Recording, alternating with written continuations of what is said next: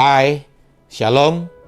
Hari ini saya ingin berbagi tentang kitab Roma 12 ayat 2. Firman Tuhan berkata demikian. Janganlah kamu menjadi serupa dengan dunia ini, tetapi berubahlah oleh pembaharuan budimu, sehingga kamu dapat membedakan manakah kehendak Allah, apa yang baik, yang berkenan kepada Allah, dan yang sempurna. Kalau melihat Roma 12 ayat 2 ini, kita jangan serupa dengan dunia. Itu pesan firman Tuhan. Artinya, kita harus berubah dari perkataan kita, perbuatan kita, bahkan pola pikir kita. Kita harus bisa memisahkan kondisi di mana kita lagi berada. Memang tekanan dunia saat ini tidaklah mudah. Secara bisnis, kadang kita selalu mengikuti dengan cara-cara dunia. Tapi kadang Tuhan selalu mengingatkan kita bahwa pola pikir kita yang harus berubah.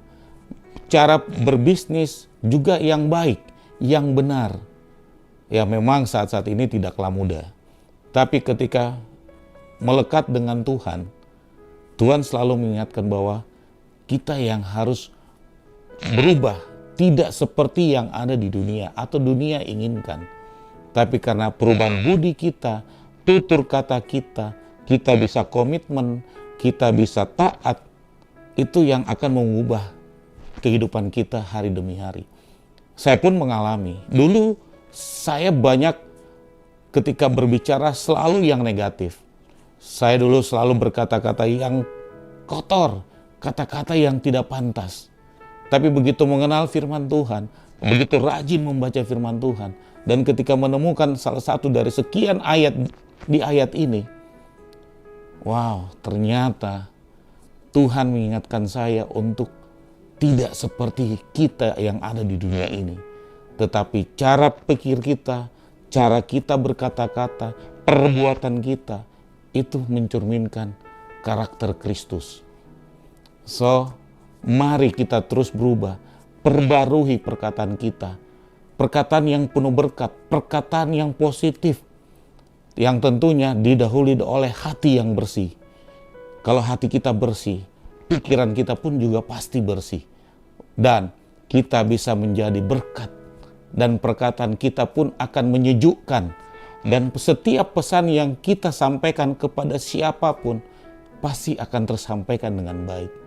Nah, ketika kita terus melekat baca firman Tuhan, kembali lagi selalu baca firman Tuhan, dan kita butuh komunitas yang sama-sama saling menguatkan, tentunya kita pun akan menjadi pribadi yang lebih baik.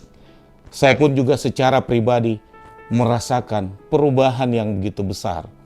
Perkataan saya yang tadinya negatif, perkataan yang kotor, ternyata sekarang mulai perkataan yang penuh berkat. Perkataan yang penuh semangat, perkataan yang punya motivasi hidup, punya tujuan hidup. Pikiran pun saya lagi tidak pikiran yang tentang negatif, tapi pikiran saya menjadi pikiran yang lebih baik lagi.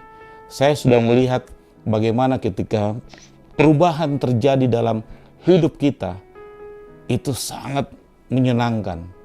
Dan mengikuti Yesus bukanlah perkara yang susah, tapi mengikuti Yesus itu perkara yang sangat menyenangkan. Kembali lagi teman-teman, ketika kita sungguh-sungguh mau berubah, pasti kita akan bisa berubah. Keputusannya adalah dari pribadi kita. Karena setiap pertobatan ataupun kita mau berubah, kembali kepada pribadi. Kita tidak bisa meminta orang lain berubah. Tapi kita yang harus mulai dari dalam diri kita berubah, baru orang lain bisa berubah. Atau mungkin kita sebagai kepala keluarga, kita harus berubah dulu. Baru istri, anak-anak kita pasti berubah. Kita tidak bisa memaksakan orang harus mau ikut maunya kita.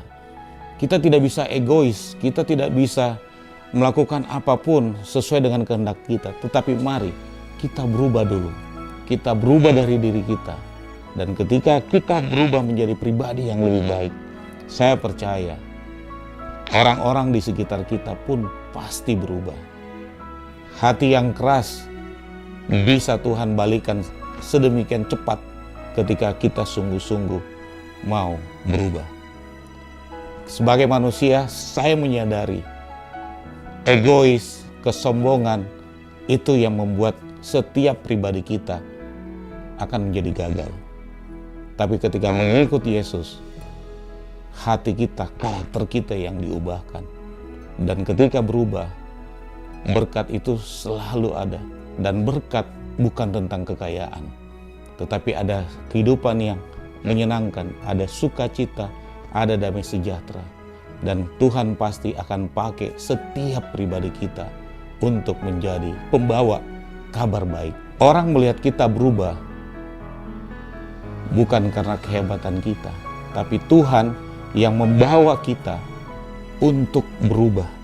Tuhan yang memilih kita untuk berubah. Tuhan yang memanggil kita untuk kembali ke jalan yang benar. Saya selalu teringat dengan Lukas 5 ayat 32.